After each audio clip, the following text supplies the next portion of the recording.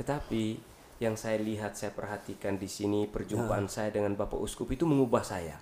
Bahwa sebagai imam, sebagai frater itu saya dipanggil untuk benar-benar melayani. Karena bagi saya melihat anak-anak semacam ada shock dengan perkembangan. Mereka semacam kaget.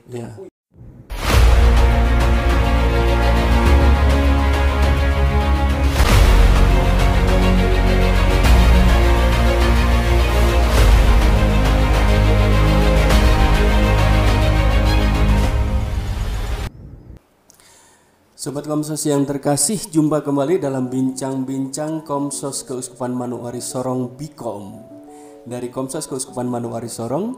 Dan hari ini saya kedatangan seorang tamu istimewa yang seorang misionaris yang berkarya di tanah Papua dengan banyak pengalaman-pengalaman pergulatan dan juga pergumulan tentang situasi pastoral di Papua. Siapa dia? Hari ini saya kedatangan Pastor Us ya. Pastor Us. Pastor Us inilah nama lengkapnya? Nama lengkap saya Pastor Sonobius Rua Ordo Karmel. Ordo Karmel. Jadi Pastor Us ini adalah dari Ordo Karmel yang berkarya di Paroki Santo Paskalis Manimeri. Oh, Santo Paskalis Manimeri. Teluk Bintuni ya? Iya, Romo. Oh iya, Pastor. Pastor, selamat datang di podcastnya Komsos Keuskupan Manokwari Sorong. Terima kasih. Terima kasih sudah mampir di studio ya. Ya, Pastor Us ini sudah berkarya di tanah Papua, secara khusus di Keuskupan Manokwari selama kurang lebih berapa tahun, Pastor? 3 tahun 10 bulan. 3 tahun 10 bulan dan ini mengakhiri karya di Paroki Santo Paskalis Manimeri. Dan akan kembali ke Flores, ke Maumere. Maumere. Belum pasti tempat yang barunya itu. Oh iya, akan menerima perutusan misi lagi. Baru. Pastor, mungkin bisa memperkenalkan diri kepada teman-teman Komsos di rumah. Ya, baik, terima kasih saudara sekalian. Nama lengkap saya Pastor Sonobius Rua Ordo Karmel.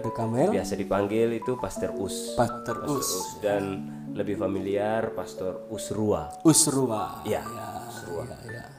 Asal saya dari Flores, Ende. Oh, dari Ende. Saya lahir pada tanggal 20 Februari tahun 92. Usia sekarang 33 tahun. Dan ini usia Yesus. Dan saat usia yang ke-33 ini saya siapkan disalibkan bersama Yesus. Tapi tidak wafat ya. Disalibkan aja menerima tugas yang baru. Saya alumni Ledelero. Sekolah Tinggi Filsafat Ledelero. Saya lulus tahun 2020. Oh, 2020 ya. Dan saya kaul kekal pada tahun 2020. Lalu setelah saya studi di Ledelero pada tahun 2021 harusnya saya tabis diakon. Tapi entah kenapa mungkin menjadi refleksi saya. Saya ditunda pada waktu itu dan saya diminta untuk berkarya di Papua. Wah, jadi tahun 2021. Oh, jadi mulai berkarya di Papua dan Keuskupan Manokwari Sorong. Iya. Tahun 2021. Oh iya. Saya waktu itu saya frater. Oh iya. Dan yang menariknya Romo, ketika saya tiba di sini, saya diterima oleh Bapak Uskup. Wah, jadi seorang frater waktu tiba langsung diterima oleh Bapak Uskup. Luar biasa ya.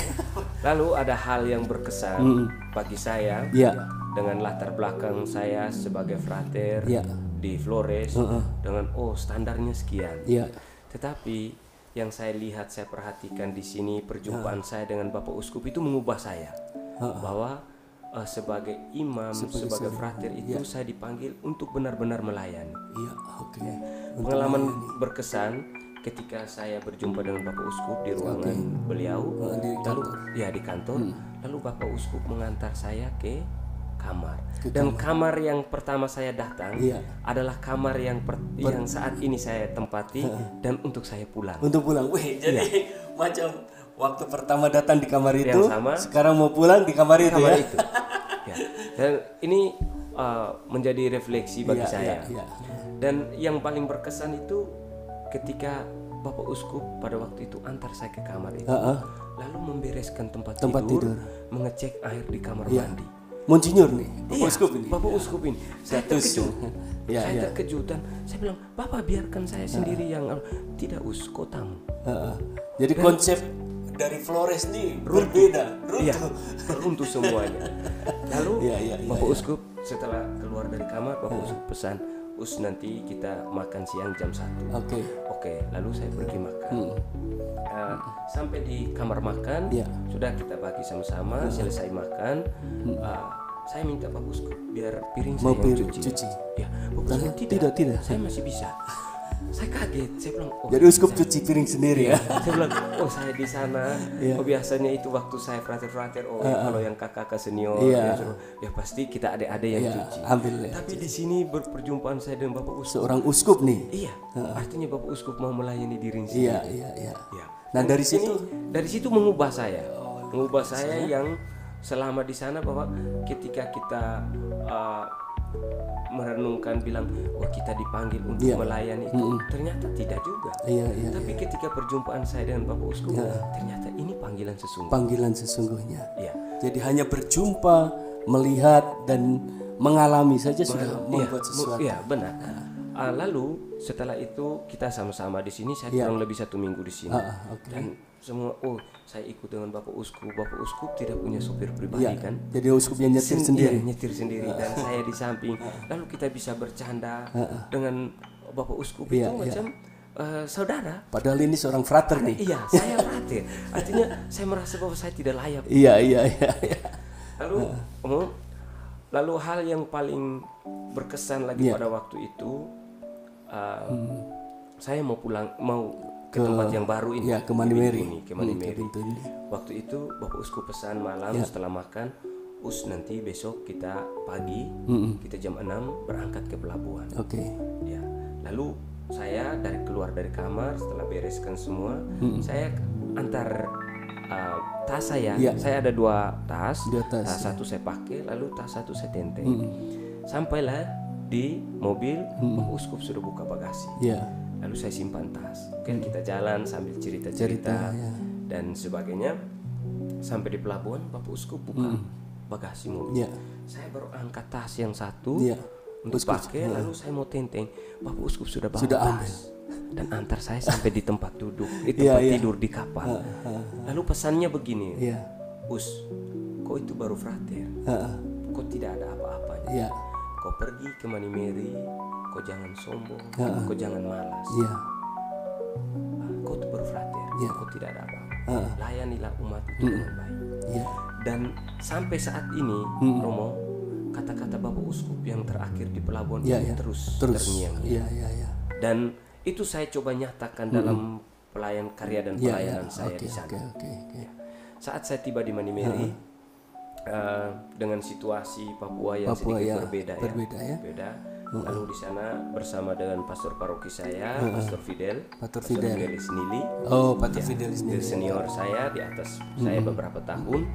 Ya, saya bersama-sama di sana. Lalu Pastor Fidel bilang, frater nanti frater bantu di sekolah. Selain berpastoral di paroki, tapi juga di sekolah. Beberapa hari saya di sana, saya mulai bergaul itu dengan anak-anak kecil. Karena bagi saya bilang, kalau saya sudah akrab dengan anak-anak kecil, pasti orang tuanya akan itu siapa. Dan semakin mengenal. Dan pada akhirnya benar. Jadi di situ Pater belajar artinya dalam arti dari cerita yang awal baru tiba Papua itu perjumpaan yang mengubah lah istilahnya perjumpaan dengan Bapak Uskup yang mengubah seperti sebuah pengantar untuk masuk ke lapangan itu. Dan memang awal-awal itu mungkin sudah menjadi konsep yang saya bentuk bahwa di Papua itu sekian dengan cerita yang beredar di media sosial dan sebagainya. Menakutkan. Tapi ketika saya berada di Manimeri, di Pasamai, itu kampung asli Papua. Jadi di pastor itu di Manimeri itu asli, di kampung yang memang kampung asli Pasamai. Orang Papua asli. Itu ada 3 kampung asli, Atibo, Tihibo dengan Pasamai. Itu semua. Semua orang asli. 100%. semua orang asli. Lalu dengan semua keadaan itu, dengan konsep yang masih terbentuk di pikiran saya, saya perlahan-lahan, ternyata tidak seperti yang dibayangkan. Iya. Artinya bahwa memang Papua ini seringkali pemberitaannya itu kan pemberitaan yang negatif, menakutkan, membuat kita cemas itu ya. Lalu ketika beberapa minggu saya masuk sekolah dan begitu. SD atau SMP? SD. Oh, SD. SD, lalu 1 tahun kemudian SMP. Ya, SMP dibuka. Di SD ini bagi saya merasa prihatin. Saya memang tidak, dari dulu saya tidak minat untuk menjadi guru atau pengajar. Tapi ketika situasi di Pasemai, di Maimeri ini mengubah saya bahwa ternyata saya juga memiliki kemampuan ini. Lalu bagaimana saya membagikan itu kepada adik-adik yang hampir 99% itu adalah anak-anak Papua. Jadi perjumpaan dengan anak-anak Papua di pedalaman itu membentuk membentuk saya. Ada pengalaman yang Lalu ketika itu saya mulai saya perhatikan, saya pergi sekolah kok anak-anak saya pergi jam 7.15. Anak-anak belum ada, satu pun belum. Lalu tiba-tiba jam 8:30 ada 1-2 anak datang. Waktu itu masih situasi COVID ya. Jadi saya bilang, aduh bagaimana? Sore-sore ternyata mereka banyak. Mereka datang banyak, bermain banyak. Lalu saya coba bermain bola, bermain dengan mereka sambil semacam berhitung. Ini begini, sudah. Tanya. Lalu setelah mulai akrab, saya sudah mengenal satu persatu. Mereka sudah mulai datang sekolah. Saya bilang, besok saya umumkan, besok itu kita datang sekolah itu jam 7. Jam 7. Oke. Tapi jam 7 saya tunggu belum ada. Tidak ada orang. Ya sudah. Saya ambil tindakan. Tindakannya itu jam 6:30 setelah misa pagi itu, saya siap jam 6:30 itu saya dari rumah ke rumah. Jadi keliling. Dari karena rumah saya sudah mulai hafal rumah-rumah mereka. Selama 2 minggu itu saya mulai hafal rumah. Jadi ketuk dari rumah ke rumah, kasih bangun. Karena orang tuanya juga belum bangun. Oh begitu, jam 6:30. Jam 6:30 belum bangun.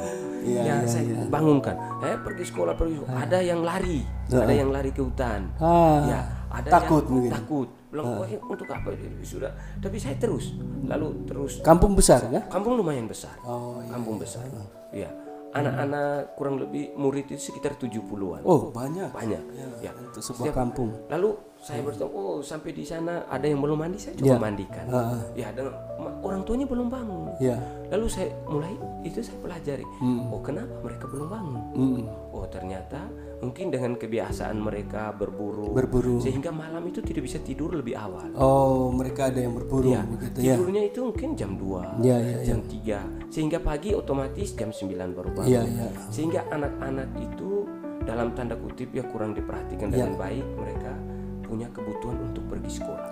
Jadi ini daerah yang orang berkebun atau pantai? Itu daerah pantai. Pantai. Tapi bisa berkebun juga. Bisa juga berkebun ya. Jadi mata pencariannya itu nelayan bisa. Lalu pertanian juga bisa. Iya. Jadi di daerah pantai. Daerah pantai tapi daerah tanah subur. Sehingga kadang berburu, kadang ke laut, kadang ke laut kan malam juga ya. Malam juga. Kadang di laut sampai pagi. Baru pulang pagi baru pulang jual dan sebagainya. Jadi anak-anak juga bisa mengikuti irama seperti itu. Iya, anak-anak juga ikut irama seperti itu. Dan setelah beberapa bulan kemudian, karena saya terus-menerus, lalu saat ibadah di lingkungan ada 2 lingkungan yang semuanya Papua asli, Papua ini. Jadi saya bicarakan tentang pendidikan.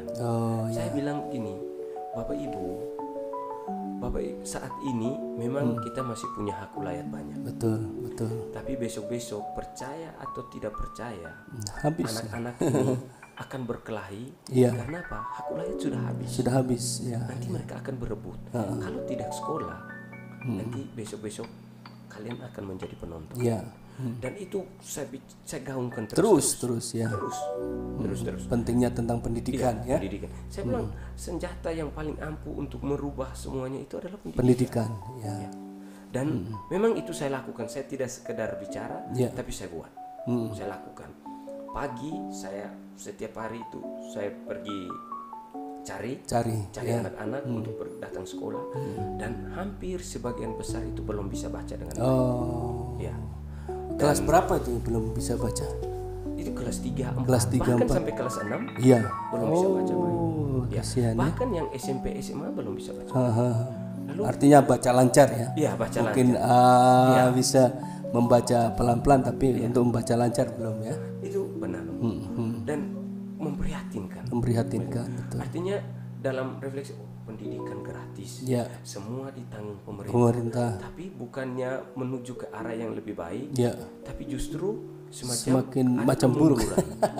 Jadi setelah itu saya bilang anak saat pertemuan orang tua, tidak ada orang tua yang datang marah-marah seperti yang terjadi sebelumnya ketika anaknya tidak naik kelas. Saya bilang setelah saya masuk mengajar ini, anak yang tidak bisa baca tidak naik kelas. Ya. Dan kalau ada yang protes, saya siapkan buku. Siapkan buku. Jadi Pak siapkan buku. Saya bilang baca di depan orang tua. Kalau memang bisa baca dengan baik, hari itu juga naik. Tapi kalau tidak bisa baca dengan baik, tidak naik kelas. Dari situ baru orang tua sadar ya. Iya. Tapi saya berikan pendampingan. Bukan sekedar kok tidak naik. Tidak. Saya coba cari umat-umat yang punya buku-buku. Lalu saya bawa koran-koran, saya bawa ke pastoran. Bintuni dari luar daerah gitu. Dari stasi-stasi. Dari stasi-stasi. Yang punya, saya coba tanyakan. Ternyata respon baik dari umat, dan mereka berikan, lalu saya kumpulkan di pastoran. Setelah di pastoran, setiap sore kalau tidak ada pelayanan, misalnya ibadah, syukur, sakramen dan sebagainya itu, saya menghabiskan waktu dengan mereka. Luar biasa ya. Jadi kumpulkan anak-anak yang tadi wajib. Wajib. Dan mereka mau. Mereka mau. Karena saya beri pemahaman kepada orang tuanya. Lalu mereka mau, dan sebenarnya mungkin ada kemauan, tapi mungkin pendampingan yang kurang pendampingan. Lebih ke apa namanya, orang biarkan saja begitu.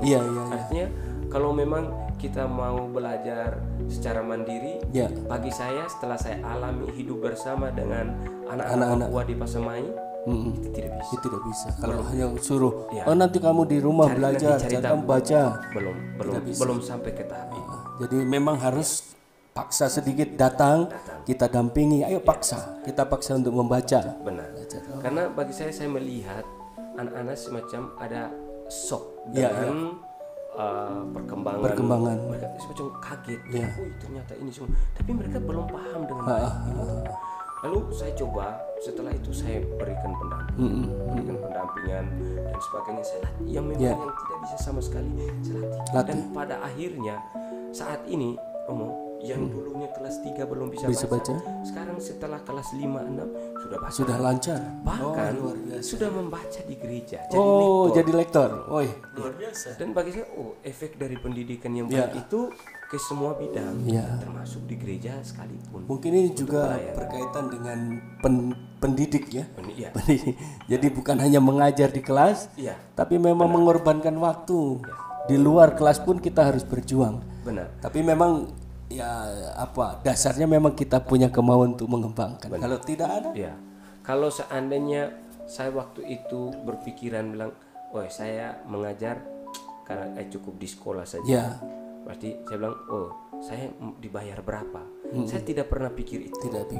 Bahkan ketika di sekolah di SD waktu itu kita masih kekurangan sana sini dengan keadaan keuangan, meskipun ada BOP, ada BOS, tapi untuk kebutuhan siswa-siswi, bahkan guru-guru saja susah. Saya bilang saya tidak butuh dibayar. Saya tidak butuh. Karena ada hati seorang misionaris. Saya bilang, saya biarkanlah yang honor yang untuk saya itu digunakan untuk keperluan lain. Karena memang lahir dari rasa keprihatinan saya. Untuk generasi Papua Saya bilang saya berpikir jangka panjang, bagaimana generasi-generasi yang saat ini 5-10 tahun 10 tahun ke depan. Apalagi Teluk Bentun ini perkembangannya cukup apalagi ada perusahaan besar LNG, ya, dan PAD-nya besar. Tapi memang anggaran untuk pendidikan di Bitung itu besar. Ya. Tapi menurut saya setelah saya hidup di sana, bergulat di situ, sistemnya yang perlu dirubah. Harus orang menggaungkan tentang pendidikan, berbicara sana sini dengan pendidikan, tetapi mereka tidak menyentuh langsung dengan anak-anak Papua. Jadi pengalaman pastor bersentuhan langsung dengan anak-anak itu memang sungguh-sungguh ada hasilnya. Iya, ada hasil. Dan hasilnya itu kita boleh menyaksikan anak-anak Papua ini bukan hanya sekedar bisa lektor di gereja, tapi mereka boleh, artinya yang sebelum-sebelumnya itu di gereja itu anak-anak Papua itu jarang sekali untuk tampil. Oh gitu. Ya. Oh karena di situ untuk di parokinya memang ada pendatang. Ada. Tetapi bahwa di kampung di sekolah tadi memang hampir ya 99% anak Papua. Ya. Tapi di gereja awal-awalnya yang tampil itu lebih banyak dari pendatang. Iya, banyak dari pendatang. Tapi setelah itu, setelah saya datang tidak, kita harus berikan tanggung jawab. Ya, karena dengan tanggung jawab mereka juga berusaha. Dan setelah memberikan tanggung jawab saya dampingi. Ya, misalnya pengalaman pertama kali waktu itu pasca. Lalu kita di lingkungan itu dibagi tanggung jawab untuk tanggung kor. Dan saya membagi dua lingkungan. Saya masih ingat baik hari raya Minggu Palma dengan hari raya Paskah. Karena lagu-lagunya agak bersemangat. Betul. Jadi saya latih. Saya bahkan orang-orang tua yang mau latih kor, anak-anak OM, saya panggil dari rumah ke rumah. Mereka mau pergi ke sini, jangan kita latih kor dulu. Saya ikut saja, mereka punya waktu, ikut alur mereka. Mereka bilang, Frater kita bisa latih jam 8. Bisa. Saya pergi, saya ikut latihan, saya kumpulkan mereka dan sebagainya. Kadang kalau ada umat di SP itu ada pinang, saya bawa bawa pinang. Dekat SP di sini. Dekat artinya orang-orang transmigrasi gitu. Ada banyak. Nah, setelah itu beberapa minggu latihan, ternyata mereka kor dengan baik. Luar biasa. Iya. Dan hal yang menariknya itu adalah terlepas dari mereka tidak tahu not, tapi yang paling feeling yang paling berkesan adalah mereka mendengar. Ketika saya melatih sopran, yang lain diam. Dan itu beberapa kali latihan kita langsung klop begitu. Lalu kembali lagi ke pendidikan tadi, beberapa kali saya berhadapan langsung dengan anak-anak ini. Mereka sebenarnya itu kita lebih pendekatan, kalau saya pendekatan humanis, pendekatan budaya. Kita ikut alurnya mereka dulu. Kita masuk dulu artinya saya hidup dengan mereka, tahu bagaimana dengan mereka punya situasi, baru saya mulai gini. Kalau seandainya pakai konsep saya, pasti benturan, berbenturan. Dan itu tidak masuk sama sekali. Memang kita paling tidak harus memahami culture mereka, budaya mereka, situasi, keadaan, baru kita masuk pelan-pelan Dan itu setelah beberapa, saya ikut mereka. Misalnya, sore-sore saya tanya, sore kalian kemana? Ayo kita ke kali, mungkin bakar-bakar, mandi-mandi di kali. Dengan begitu saya menciptakan keakraban. Di situ dekat kali juga? Dekat saja, mungkin 200 meter. Kali besar. Tapi keruh kali keruh. Karena di Bintuni di sana banyak ikan apa? Ikan sembilan. Ikan sembilan. Banyak lele mujair, banyak. Lele di ini kali? Banyak. Dan lele, besar-besar bukan hanya segini besar.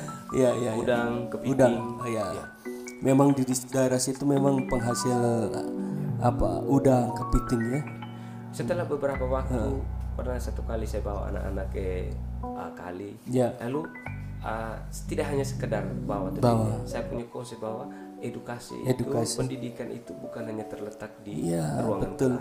Betul. Dan itu lebih, ketika di kali itu pendidikan justru lebih mengena bagi mereka. Misalnya saya tanya, kalian ini bangga ke tidak menjadi anak Papua?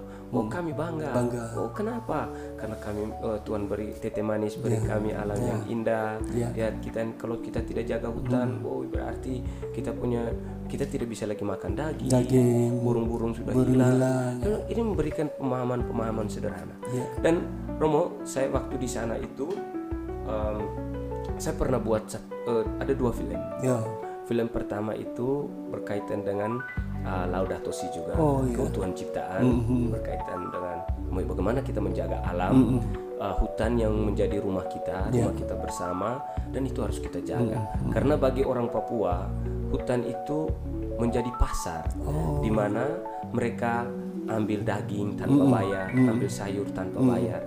Tetapi ketika terjadi deforestasi besar-besaran, makanya penghidupan mereka itu terganggu. Karena mereka punya hidup ada di hutan itu ya.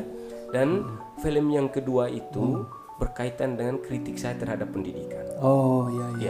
Pertama, bagaimana orang-orang dari latar belakang budaya saya angkat, di sana orang kalau untuk antar mas kawin itu semua ada.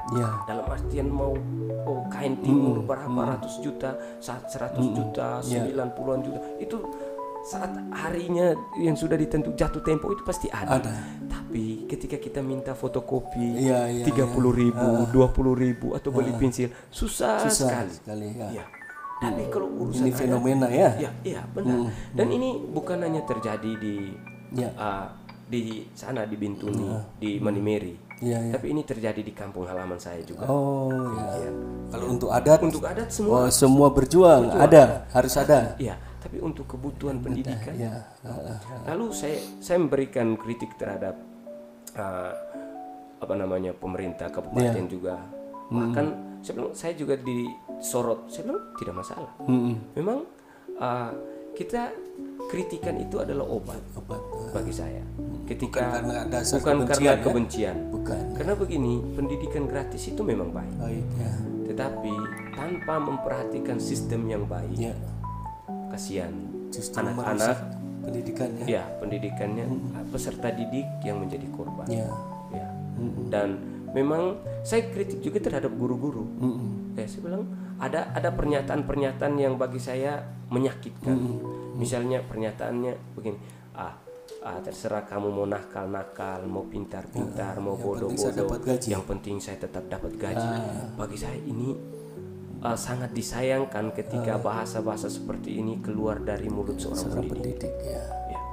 Dan akhirnya pokoknya mau bisa baca mau tidak, yang penting naik demi nyaman, aman. Saya bilang, bagi saya tidak masalah ketika ada pertentangan dengan orang tua. Ketika saya masih melakukan hal yang baik untuk anak-anak, bagi saya orang tua datang marah ataupun apa, sudah kita biarkan saja. Dan pada akhirnya saya berikan pendekatan. Ketika mereka datang marah hari ini, saya pergi lagi ke rumahnya, panggil lagi anak-anaknya. Pada akhirnya mereka bilang, kenapa frater ini tidak marah terhadap kami atau anak-anak? Karena yang saya pikirkan itu bukan orang tua. Yang saya pikirkan adalah masa depan anak-anak ini di masa 10 tahun ke depan. Generasi Papua ini. Betul. Bapak Uskup di sini, Keuskupan Manokwari Sorong cukup konsentrasi terhadap pendidikan. Karena Bapak Uskup selalu mengatakan untuk membangun Papua itu hanya melalui pendidikan. Tanpa pendidikan Papua tidak akan maju. Makanya Bapak Uskup ketika diangkat menjadi uskup di Keuskupan Manokwari Sorong, salah satu gebrakan pertama itu adalah membangun Seminari Petrus Van Diepen. Jadi tujuan utama bukan ingin supaya jadi imam, tidak. Tetapi bahwa seminari ini menjadi sebuah lembaga untuk memberikan pendidikan yang baik kepada Papua.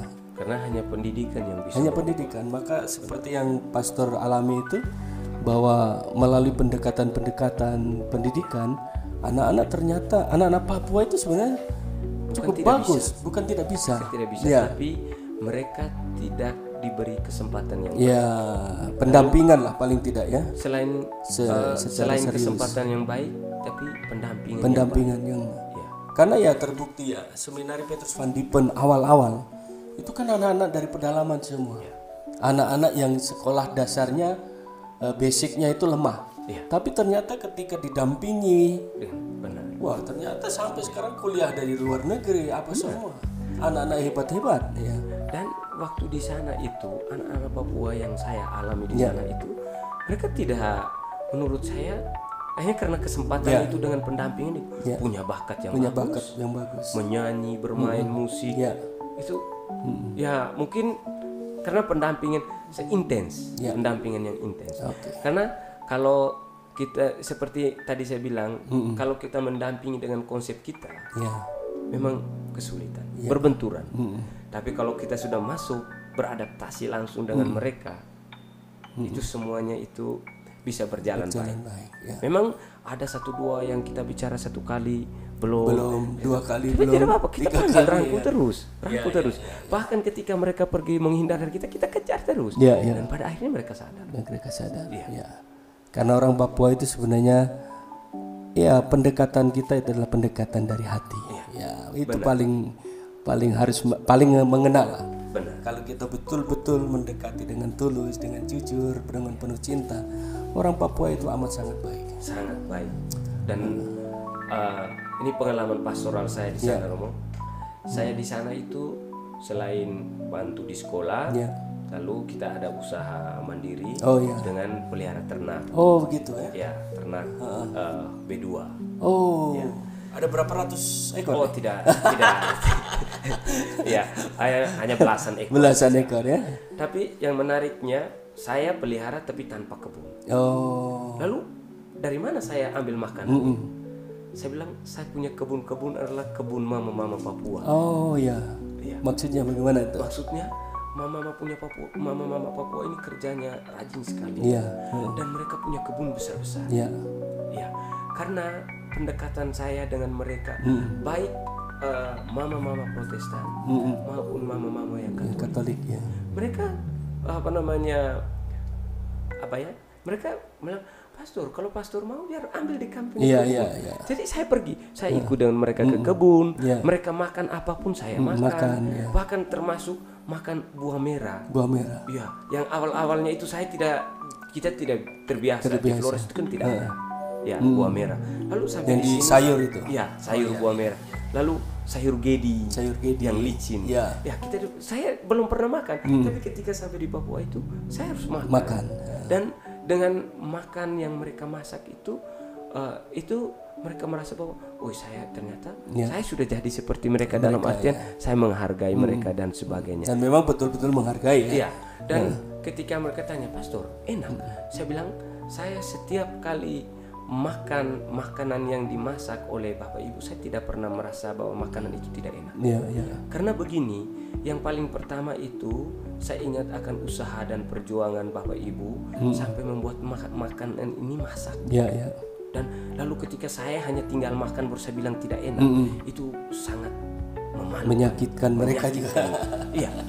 Dan saya merasa bahwa untuk semuanya, baik masakan yang dimasak oleh orang-orang dari Nusantara, orang-orang, saya bilang tidak pernah saya merasa bahwa makanan itu tidak enak. Semuanya enak. Dan kenapa semuanya enak? Karena kita makan dengan penuh syukur. Ketika ada yang bilang ini tidak enak, saya bilang begitu banyak orang di luar sana yang sampai saat ini belum dapat makanan.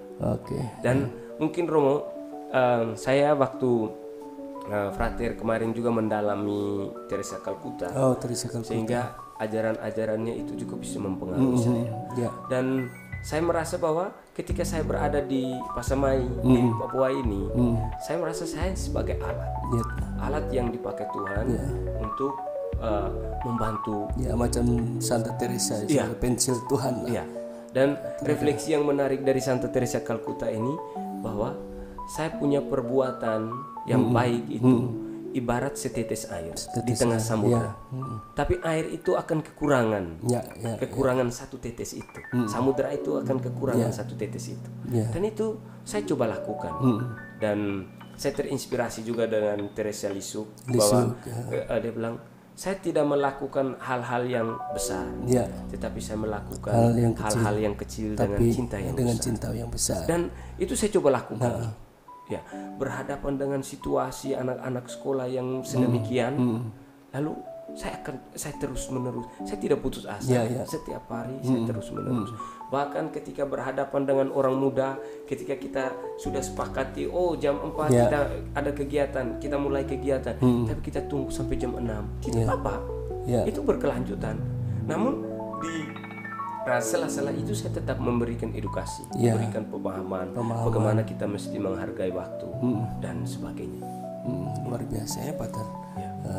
Dari situasi medan apa semua pastoral aman ya di situ ya. Aman. Artinya bahwa bukan medan yang sangat berat sekali. Tidak. Paling jauh di setengah jam. Ya. Dan jalan darat. Jalan darat dengan motor. Stasi yang paling jauh itu umatnya itu 7 orang, kadang 10 orang. Itu yang setengah jam itu. Jadi Romo, waktu awal-awal saya datang itu kadang kita tidak ibadahnya di gereja. Lalu ibadah di mana? Ibadah di bawah pohon. Bawah pohon. Iya. Ada tempat yang mereka buat. Semacam balai-balai gitu. Ada honai begitu. Lalu kita ibadah di situ. Kadang awal-awal itu saya datang sendiri. Tapi dan seterusnya setelah saya tahu situasinya, saya biasanya bawa anak-anak OMK. Beberapa orang untuk bantu. Pakai motor. Pakai motor, atau kalau tidak kita pakai mobil, pakai pick up ke sana. Dan sebelum saya ke sana, saya biasa siapkan bekal. Bekalnya itu berupa biskuit, kadang Sprite, Fanta. Untuk apa? Sebelum ibadah kadang kita minum dulu. Cerita dulu dengan mereka dan sebagainya. Baru kita bisa bilang, kita ibadah. Kadang-kadang ketua stasinya, frater, kok ibadah itu jangan terlalu lama. Tenang, kita ibadah tidak lama. Artinya pelan-pelan. Itu waktu frater ya? Waktu frater. Bahkan sudah pastor juga. Mereka kadang-kadang mereka telepon kalau sudah 1 bulan saya tidak naik. Saya bilang, pastor, kenapa kau tidak datang? Saya bilang, aduh saya ada kegiatan banyak. Baik, nanti hari Minggu saya datang dengan anak-anak. Itu mereka sudah tunggu. Dan yang menariknya itu sampai di sana kalau musim buah-buahan mereka sudah siapkan nenas, rambutan, mangga, matoa, langsat untuk saya bawa. Daerah sana banyak buah ya? Banyak buah. Daerah subur, daerah kaya ya. Dari Manemere ke Bintu ini berapa jam? Setengah jam. Setengah jam. Dekat saja. Dari Manemere ke Bintu. Dan ketika saya ke sana itu, yang menariknya itu saat ibadah, ketika saya di stasi itu, saat ibadah arwah, lalu setelah saya sudah siap dengan anak-anak OMK, umat banyak gabung dengan umat Protestan juga, dan lalu mari kita awali ibadah kita dengan menyanyikan sebuah lagu. Mereka tidak menyanyikan lagu pembuka. Lagu arwah tidak. Tiba-tiba mereka menyanyikan di lagu persembahan. Lalu saya harus bagaimana? Terus mereka lihat ke saya. Saya diam. Lalu setelah itu mereka diam. Saya langsung sambung, semoga dia. Artinya saya coba, ternyata kalau kita bilang kita mau supaya liturgi begini, saya bilang untuk di sini kan kita sesuaikan dulu dengan situasinya. Dalam artian ketika saya marah misalnya, kenapa nyanyi lagu persembahan? Lalu pertanyaan untuk saya, kapan saya datang latih? Kapan saya mendampingi mereka? Kapan saya menjelaskan mereka tentang liturgi yang baik? Saya bilang ini proses dan saya berusaha mencoba. Bahkan kita merasa ini sebenarnya kita punya kesalahan juga bahwa kita bukan kesalahan, kekurangan bahwa kita belum memberikan pendampingan yang bagus. Dan saya mencoba sejauh yang saya bisa karena minat saya terhadap liturgi, terhadap musik liturgi, semuanya. Jadi saya berusaha untuk latih dan pada akhirnya setelah saya pulang sampai saat ini sudah baik. Sangat bagus ya. Sangat baik. Jadi perkembangan gereja Papua memang mengalami perkembangan yang cukup signifikan lah ya. Pengalaman-pengalaman baik liturgi apa semua mulai berkembang. Oke, baik Pastor. Bagus sekali bincang-bincang kita pada pagi hari ini ya. Pada hari ini luar biasa pengalaman Pater karena keterbatasan waktu. Ya, mungkin ada hal-hal lain yang Pater ingin sampaikan di akhir dari podcast ini. Pesan akhir dari saya setelah dengar perpindahan saya ke Flores, saya memang jujur saya tidak bisa tidur. Iya, tidak bisa tidur. Karena apa? Sejak saya berkarya di Pasamai, mungkin saya adalah salah satu pastor Karmel yang berkaryanya itu sejak frater di satu tempat. Oh iya. Frater sampai pastor itu di satu tempat. Dan saya mau katakan satu hal bahwa generasi Papua ini kita mesti siapkan dengan baik supaya dalam perkembangan ke depan 5-10 tahun, 15-20 tahun ke depan mereka tidak saja menjadi penonton dan terutama persiapan di pendidikan. Iya, pendidikan. Karena hanya pendidikan saja yang bisa merubah. Saya setelah mendengar bahwa itu saya bilang saya tidak pernah pikiran untuk pindah. Karena apa? Saya punya hati sudah tinggal di Papua. Ya. Jadi hatinya tertinggal di Papua. Tertinggal di Papua. Saya bilang saya pulang, tapi saya pulang tidak lagi membawa hati saya, tapi ini saya sudah ada di Papua. Provinsial dia mendengar. Iya, harap. Oh ya, benar. Iya. Saya bilang saya punya hati sudah tinggal di Papua. Dan memang mungkin ini butuh proses, ya istilah keren move on dari Papua, tapi rupanya tidak bisa. Dan Papua ini saya ingat ada satu lagu itu Papua itu tanah indah, ya penuh damai, ya surga yang indah penuh damai dan sebagainya, ya tete manis jaga dan sebagainya, supaya generasi-generasi Papua mungkin para pejabat dan sebagainya jangan sampai merusak alam. Karena penghidupan masyarakat asli adalah dari hutan. Karena hutan yang memberikan mereka penghidupan. Dan mereka bisa mengambil bahan makanan tanpa pungut biaya sekalipun sedikit pun. Dan anak-anak Papua ini anak-anak yang luar biasa dengan segala macam bakat dan kemampuan mereka. Ini perlu didampingi, diberi ruang, diberi kebebasan, diberi kesempatan. Kalau seandainya di pendidikan itu ada kendala, mereka belum bisa baca, pertanyaannya harus kita sampai pertanyaan kenapa mereka tidak bisa baca? Atau ketika sampai di rumah, oh mereka di rumah tidak belajar, kenapa mereka tidak belajar? Harus sampai ke situ. Kalau seandainya pemerintah hanya bilang, oh kami sudah memberikan pendidikan gratis, saya pikir pendidikan gratis itu tidak memberikan efek yang baik ketika sistemnya tidak ada pendampingan yang baik. Dan pesan saya untuk generasi Papua, secara khusus di Bintuni, di Pasamai, di Manimeri, kalian adalah orang-orang hebat.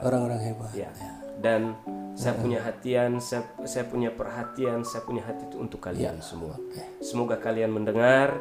Terima kasih kebersamaan kita selama 3 tahun 10 bulan. Dan jujur saya punya hati sudah tinggal di Papua. Luar biasa Pater ya.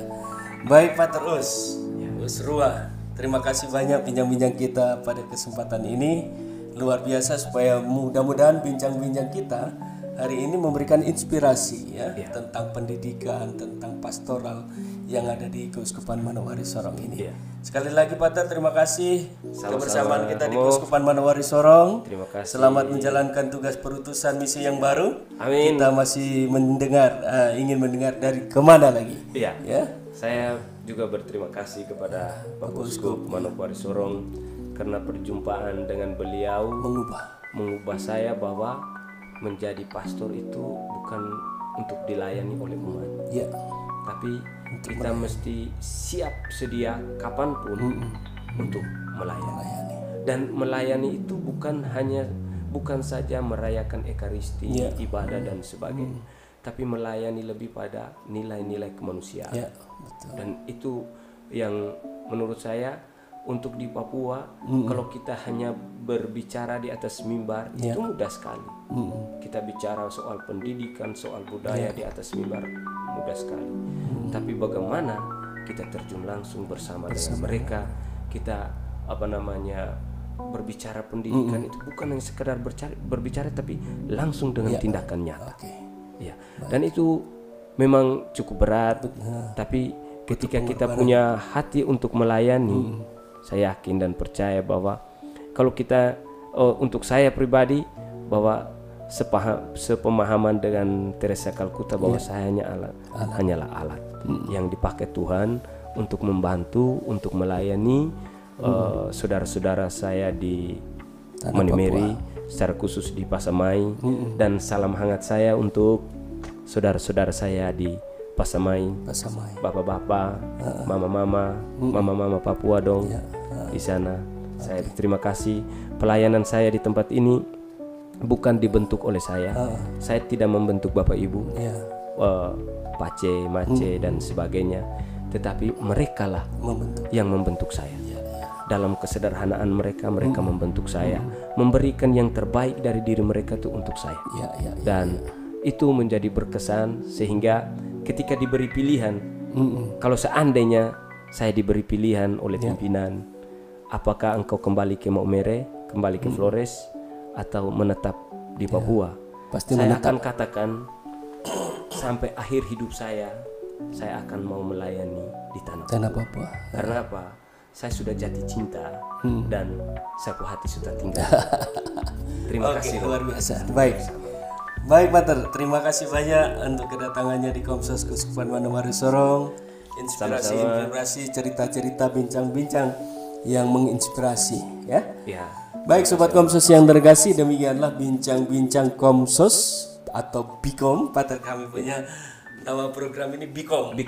Bincang-bincang Komsos Keuskupan Manokwari Sorong. Mudah-mudahan pengalaman-pengalaman yang diceritakan oleh Pater Usrua pada kesempatan ini dari Ordo Karmel yang telah melayani umat di Paroki Manimeri, Keuskupan Manokwari Sorong, menjadi inspirasi bagi kita semua. Sampai jumpa untuk bincang-bincang selanjutnya, dan Tuhan memberkati. Selamat jalan untuk Pater Usrua. Amin. Terima kasih Pater. Terima kasih Romo. Terima kasih banyak. Wah, keren. Ya, kasih.